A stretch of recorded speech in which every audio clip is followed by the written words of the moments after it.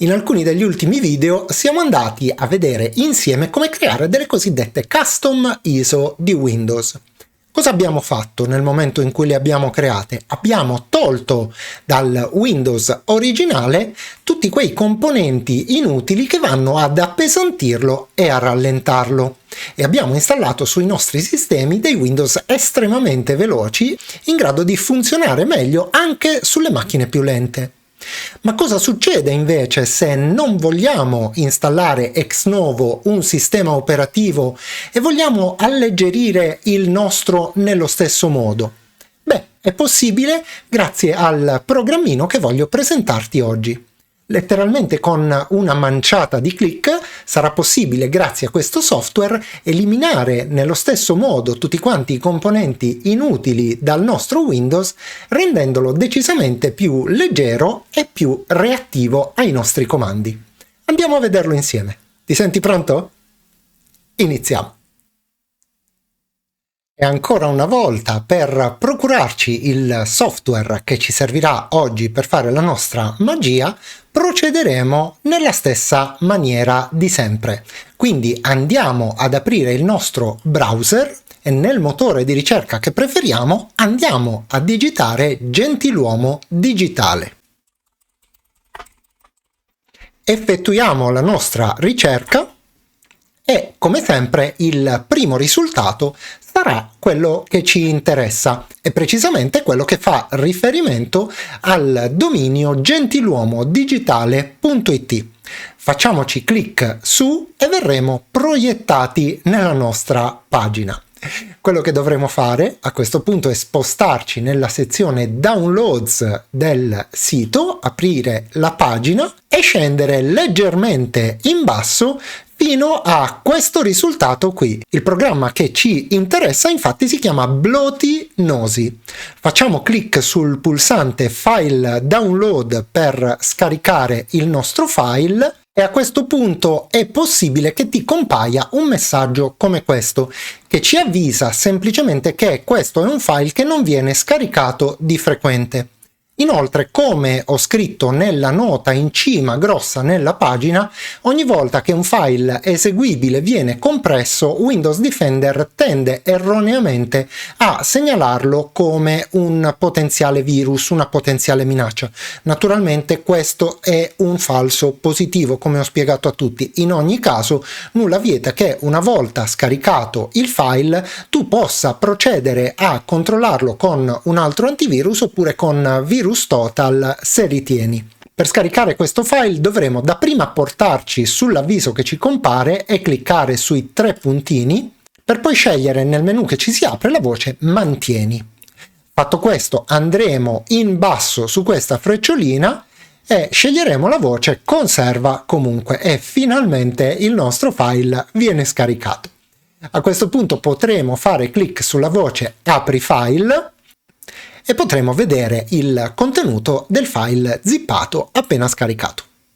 Quindi possiamo chiudere il browser retrostante, selezionare tutto il contenuto di questa cartella e trasportarlo all'esterno, dato che questo programma non necessita di alcuna installazione sul nostro computer. Per utilizzarla comunque Microsoft, come vedrai a breve, ci sottoporrà ancora alla prova del fuoco. Quindi se andiamo a fare doppio clic sulla app si aprirà una finestra che ci avvisa che questa è una app non riconosciuta. Quindi Microsoft vuole sapere da noi se vogliamo eseguirla comunque, visto che lui non la conosce. Per farlo clicchiamo su ulteriori informazioni e quindi su esegui comunque. E finalmente, dopo aver consentito all'app di apportare modifiche al sistema come facciamo sempre, ci si aprirà questa finestra. La prima cosa che ci conviene fare è sicuramente quella di controllare se ci sono aggiornamenti cliccando sulla voce Check for Updates. Se ci viene detto, come in questo caso, No New Updates Available, vuol dire che effettivamente non ci sono aggiornamenti e possiamo cliccare sul pulsante OK. E veniamo alla finestra principale di questo programma. Quelli che vediamo elencati in questa finestra sono i potenziali problemi relativi alla versione di Windows che questo programma ha identificato come installata su questa macchina e ce li elenca per famiglie, cioè ci sono una serie di potenziali problemi relativi al browser, all'Explorer, al desktop, alla taskbar, al sistema e così via. Quello che possiamo andare a fare è mettere il segno di spunta sui problemi che vogliamo andare ad analizzare. Se siamo indecisi possiamo lasciarli anche tutti quanti regolarmente spuntati ed andare a fare clic sul pulsante Analyze. Una volta cliccato, come vedi, viene effettuata una scansione del nostro sistema e vengono evidenziati una serie di problemi che potrebbero esserci sul nostro computer. In particolare ci propone di disabilitare la telemetria di Google Chrome, di disabilitare la telemetria di Mozilla Firefox ed altre cose. Per riparare questi problemi cliccheremo sul pulsante Fix e successivamente sceglieremo la voce Apply Fixes. Se viceversa ci sarà qualche cosa che non ci convince relativa a questo programma, allo stesso modo potremo cliccare invece su Restore Default State che ripristinerà lo stato precedente del computer. In questo caso io scelgo Apply Fixes e vado a confermare cliccando su Sì. Si apre una finestra di Winget che va a fare una serie di aggiornamenti e di aggiustamenti ai software installati. Cliccheremo su Y per consentirgli di andare avanti e in pochi minuti tutti quanti i problemi verranno automaticamente risolti sul nostro computer.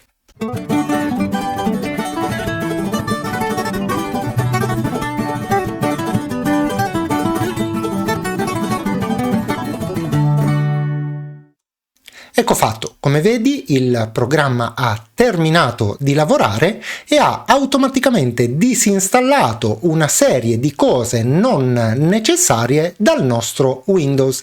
Ti premetto che questo è un Windows che ho installato ed utilizzato semplicemente per creare la ISO di NT-Lite, quindi è un Windows praticamente vergine e come vedi sono state rimosse tutte quante queste cose qui. Un'altra funzionalità importante che ci viene offerta da questo software la troviamo in basso a sinistra. Attualmente abbiamo utilizzato questa utility che si chiama Find More Apps. Se invece clicchiamo sulla frecciolina e selezioniamo Bloat Pilot, vediamo che ci viene proposto un elenco delle app attualmente ancora installate sul nostro sistema, che sono comunque considerate bloatware. Quello che possiamo fare è selezionare una singola app di questo elenco, ad esempio quelle relative a Xbox, e scegliere il pulsante Move per buttarla nel cestino, oppure semplicemente selezionare tutte quante le app cliccando sul pulsante Move All per vederle finire sul lato destro. Per rimuovere tutte queste app inutili dal nostro computer potremo semplicemente cliccare questo grosso pulsante in alto a destra e le app verranno cancellate. Ma un'altra opzione carina che ci viene proposta da questo interessantissimo programma è quella, cliccando sulla frecciolina, di poter scegliere automaticamente alcune di queste app in base a due diversi elenchi. Possiamo eliminare automaticamente tutto il bloatware che è segnalato nella community di Windows, oppure possiamo aggiungere manualmente le 10 app più detestate segnalate dalla community di Windows 11. Se per esempio scegliamo questa opzione, vediamo che vengono spostate sul lato destro queste famosissime 10 app e ci basterà cliccare sul pulsante Empty Bin per poterle cancellare, naturalmente dopo aver confermato cliccando sul pulsante Sì. Ecco fatto, le app sono state disinstallate. Allo stesso modo potremo scegliere di cancellare tutto il bloatware segnalato dalla community di Windows 11, sempre cliccando sul pulsante sì per confermare. Vedremo che le app che verranno rimosse saranno molte di più. Anche in questo caso possiamo cliccare su Empty Bin e successivamente confermare con sì, e vediamo che anche queste altre app vengono disinstallate. Se la nostra pulizia infine vuole essere veramente completa, sceglieremo Move All e quindi cliccheremo sul pulsante Empty Bin per cancellare tutto quanto questo bloatware in maniera assolutamente automatica. Come vedi, alcune app sono sopravvissute perché non potevano essere disinstallate. Le ritroviamo nuovamente sul lato sinistro. Per tornare indietro alla schermata principale possiamo cliccare sulla frecciolina in alto a sinistra. E tornando un attimo alla prima schermata, c'è la possibilità che tu non abbia le idee chiare su quali voci andare a rimuovere e quali no. Ebbene, questo programma ci offre un'altra funzionalità abbastanza interessante cliccando sul link Use Assistant, quello in basso più o meno al centro. Se ci clicchiamo su, vediamo che per ogni voce ci sono una serie di spiegazioni dettagliate sulle varie funzionalità. Ci basterà quindi andare a selezionare la relativa voce e muoverci tra le spiegazioni con i pulsanti Next oppure Previews per tornare indietro. Una volta riavviato il sistema, ci accorgeremo che questo sarà estremamente più leggero e anche andando sulla voce tutte le app troveremo solo ed esclusivamente le app installate da noi manualmente, mentre tutto il bloatware di Windows sarà stato definitivamente rimosso. Una piccola carenza di questo programma che ho potuto rilevare è purtroppo la mancanza della lingua italiana. Anche per questo motivo ho cercato di mostrarti più dettagliatamente possibile tutti quanti i comandi utilizzabili in modo da rendertene più facile l'uso anche se per caso non sei un anglofono. Una raccomandazione importantissima invece è quella di spuntare nel primo menu solamente le voci che conosci. Se per caso sei in dubbio su qualcosa, evita piuttosto di spuntarla onde non andare incontro a problemi. Infine, questo software ha ancora delle funzionalità minori che non ho voluto mostrarti per questioni di brevità del video e che comunque vengono compensate ampiamente e anche meglio da programmi che ti ho mostrato in precedenza. Prima di salutarci, anche quest'oggi voglio fare dei ringraziamenti speciali. E voglio ringraziare Gianbruno Vinci, Maurizio ed EmaTube per essersi abbonati al canale. Grazie mille ragazzi per il vostro supporto e il vostro aiuto. E a questo punto, come sempre, nel ringraziarti per la visione di questo video, non mi resta che salutarti e darti appuntamento alla prossima.